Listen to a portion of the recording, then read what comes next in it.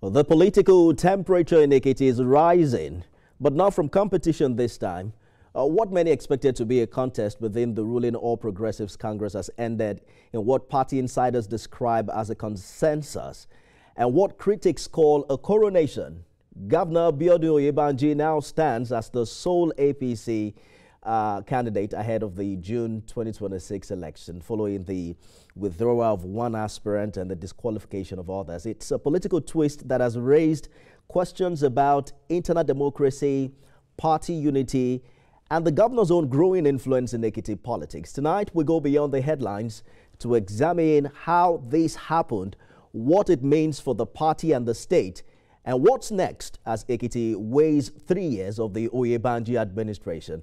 Governor Biodun Abayomi of Ekiti State joins me on Beyond the Headlines. Welcome, Your Excellency.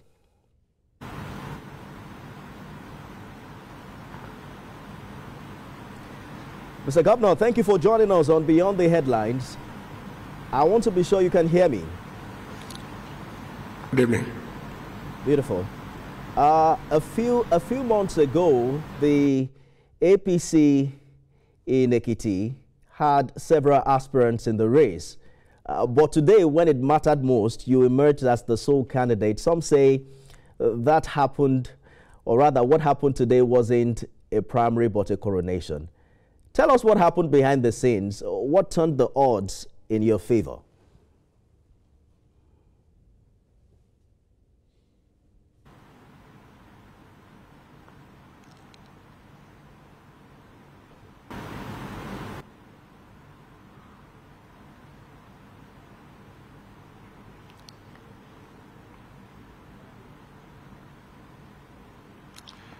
Well, I don't actually know about any odds in my favor. The only thing I know is that I submitted myself to the process and the guidelines of the party.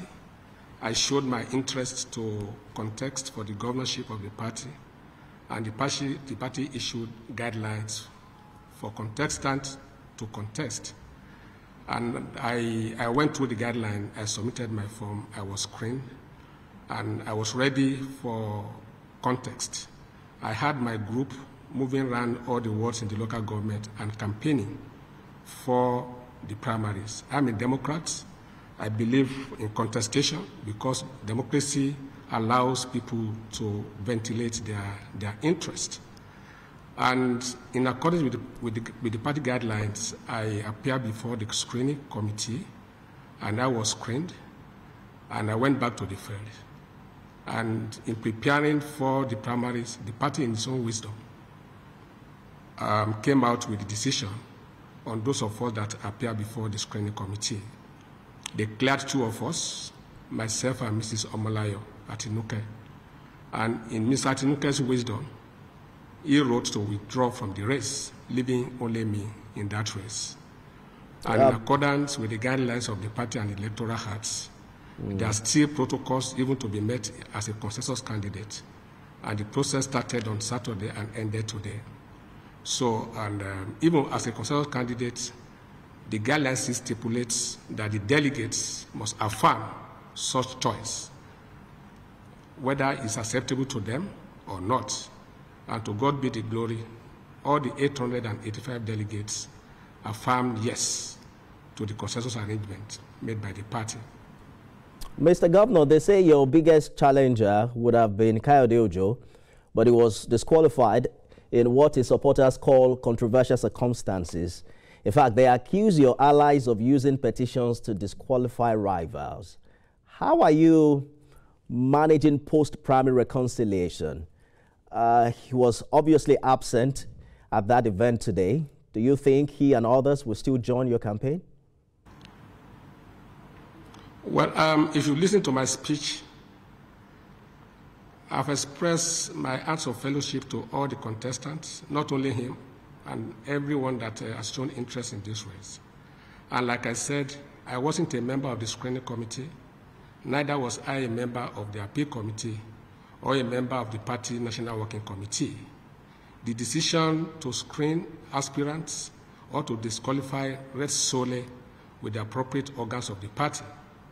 I recognize the rights of people to aspire to the office of the governorship of the state.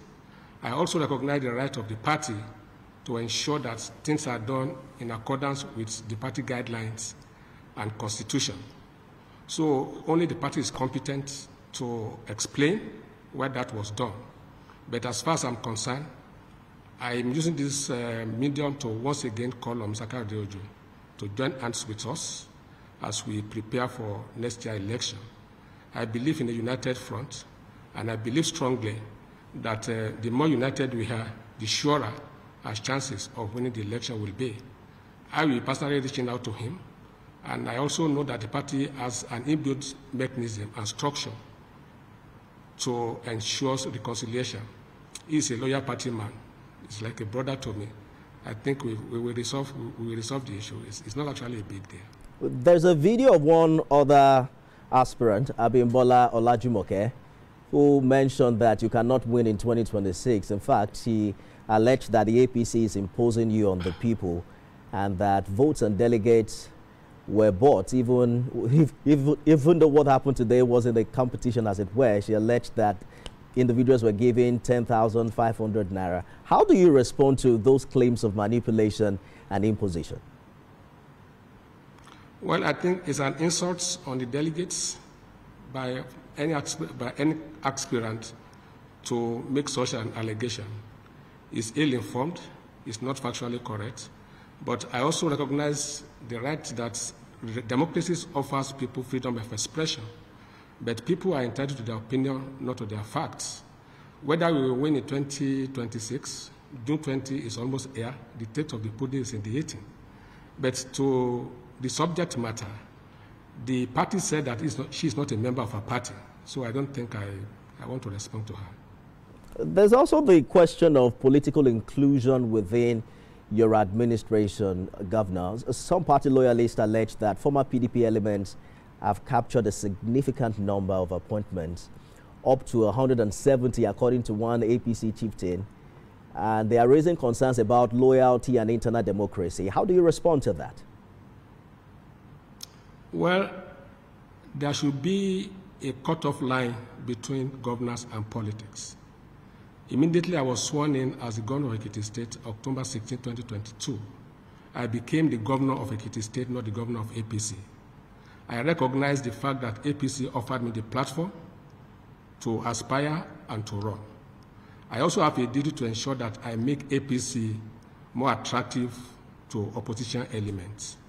And for us to deliver on our promises, I made a promise that I will look for competent Ekiti indigents wherever they are, either they are member of APC or member of opposition. As far as I'm concerned, we are all Ekitis. Anybody that adds value to add is welcome, and we have a seat at the table. But that does not mean that we should not patronize loyal party members. We had spaces, enough spaces for party members in our government, and we also have spaces for technocrats, for professionals, those people that can add value and ensure that we deliver on our promises to the people. I have no apology for being inclusive, because that is what a true leader should do. And I'm following the footsteps of Mr. President, who also in his wisdom appointed people that are not members of the APC to his cabinet. What we should be interested in is in delivering on our promises to our people, those that we signed the social contract with, and also ensuring that we have a stable polity by being inclusive. But that does not mean that party members should not be patronized. So we've struck a balance between party members' patronage and also ensuring that we bring all other Ekiti indigents into government. Because on the day of the election, not only party members alone will vote, everybody in the state will vote, and all votes carry equal value. The vote of an APC member has the same value with the vote of a non-APC member. And democracy is a game of number. So the more people we are able to bring into the party, the better for the party chances in winning future elections.